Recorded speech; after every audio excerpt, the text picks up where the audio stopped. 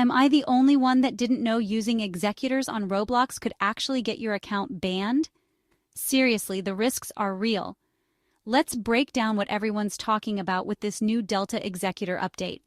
First up, to install Delta Executor iOS V683, you'd usually start by hunting down the IPA file online, but remember, unknown sites can mean viruses.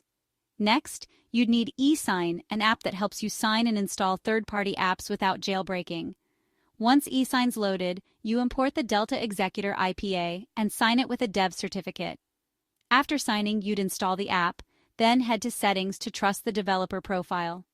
Sometimes, you'll need a key to actually use Delta Executor, usually found on sketchy websites.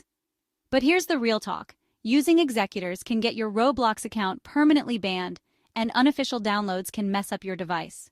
No official support, no do-overs. So know the risks and stay safe out there.